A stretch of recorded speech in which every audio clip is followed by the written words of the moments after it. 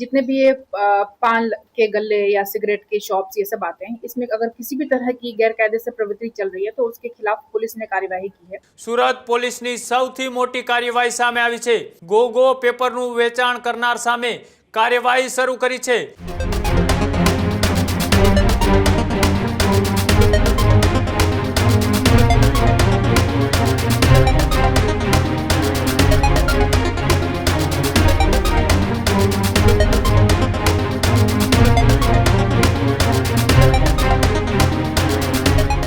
સમાચારોમાં આગળ વાત કરીએ। ગુજરાતની અંદર ડ્રગ્સ, દારૂ અને ગાંજાને લઈ અત્યારે પોલીસે એક મુહિમ ચલાવી રહી છે। યુવાધનને આ વ્યસનથી મુક્ત રાખવા માટે એ અલગ અલગ જગ્યાએ દરોડાઓ પાડી રહ્યા છે। ડ્રગ્સ અને દારૂ અને ગાંજાનું જે રીતના એ વેચાણ વધી રહ્યું છે, આ વેચાણને રોકવા માટે પોલીસ અલગ અલગ રીતના એ તપાસ કરી અને રેડો પાડી રહી છે। ત્યારે હવે સુરત પોલીસની સૌથી મોટી કાર્યવાહી સામે આવી છે। પાનના ગલ્લા વિક્રાંતો સામે પોલીસની કડક કાર્યવાહી। ગાંજો સેવન માટે વપરાતા ગોગો પેપરનું વેચાણ કરનાર સામે કાર્યવાહી શરૂ કરી છે। સુરત ઝોન 4ના પોલીસ વિસ્તારની અંદર એ પોલીસ દ્વારા અત્યારે તપાસ હાથ ધરવામાં આવી છે। સુરતની અંદર 18 પાનના ગલ્લા વિક્રાંતોની અત્યારે ધરપકડ પણ કરવામાં આવી છે। ગોગો પેપર, હુકો, ચારકોલ વેચાણ જેવા એ જ્વલનશીલ પદાર્થો છે કે જેમનું વેચાણ કરવું એ પ્રતિબંધિત છે, તેમ છતાંય એ લોકો જે વેચાણ કરી રહ્યા છે તેમની સામે અત્યારે સુરત પોલીસે કાર્યવાહી હાથ ધરી છે। પાંડેસરા વિસ્તારમાં અત્યારે પોલીસે અલગ અલગ વિસ્તારોની અંદર તપાસ કર્યું અને તેમાં પોલીસે ગેરકાયદેસર પ્રવૃત્તિ કરનાર કુલ 18 વિક્રાંતો છે પાનના ગલ્લાના, તેમની ઉપર અત્યારે કાર્યવાહીના ભાગરૂપે તેમની ધરપકડ કરી છે। અઠવા વિસ્તારમાંથી 4 અને પાંડેસરમાંથી 5 એ પાનના ગલ્લાના એ વેપારીઓ છે, તેમની અત્યારે ધરપકડ કરવામાં આવી છે। છેલ્લા 2-3 દિવસથી આ સુરતની અંદર અલગ અલગ રીતના પોલીસ દ્વારા એ તપાસ કરવામાં આવી રહી છે। સ્કૂલ, કોલેજ કે તેમની આસપાસ જે પાનના ગલ્લાઓ આવી રહ્યા છે એ પાનના ગલ્લાની અંદર એ બેફામ રીતના જે પ્રતિબંધિત એ સેવનની વસ્તુઓનું વેચાણ થઈ રહ્યું છે, આ વેચાણ બંધ કરાવવા માટે તેમને અત્યારે કાર્યવાહી પણ હાથ ધરી છે।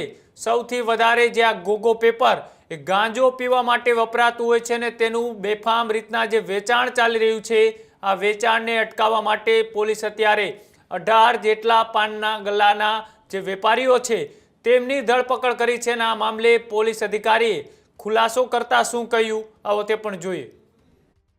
गुजरात राज्य के माननीय डिप्टी सीएम के सूचना अनुसार और सूरत शहर के पुलिस कमिश्नर सर के सूचना अनुसार सूरत सिटी के जोन 4 विस्तार में कल 14 दिसंबर 2025 के रोज रात में 9 बजे से 12 बजे के बीच में जितने भी ये पान के गल्ले या सिगरेट के शॉप्स ये सब आते हैं, इसमें अगर किसी भी तरह की गैरकायदे से प्रवृत्ति चल रही है तो उसके खिलाफ पुलिस ने कार्यवाही की है, जिसके अंतर्गत अठवा, उमरा, बेसू, पांडेसरा, खटोदरा और अल्थान, इन 6 विस्तारों में हमने 4 तरह की कार्यवाही की है। जिसमें कि सिगरेट के शॉप्स वाले अगर यंग बच्चों को किसी तरह की गैर कानूनी चीजें बेच रहे हैं तो उनके अंदर जुवेनाइल जस्टिस एक्ट के तहत कार्यवाही की गई है। साथ ही साथ अगर किसी तरह के पदार्थ जिनका कि उनके पास बिल नहीं है और कहाँ से वो लेकर के आए हैं ये अगर वो पुरावा नहीं दे पाए हैं तो उनके अंदर भारतीय नागरिक सुरक्षा संहिता की कलम 35(1)E के मुजब कार्यवाही की और कब्जे किया गया है। और साथ ही साथ सिगरेट और बीजा तंबाकू उत्पादन अधिनियम के तहत अगर स्कूल और कॉलेजेस के 100 मीटर के अंदर वो काम कर रहे हैं तो उनके ऊपर कार्रवाई की गई है। इस तरह के टोटल 18 आरोपियों को के विरुद्ध जोन 4 पुलिस ने सूरत सिटी में कार्यवाही की है और आरोपियों को अटक करके आगे की कार्रवाई हम कर रहे हैं।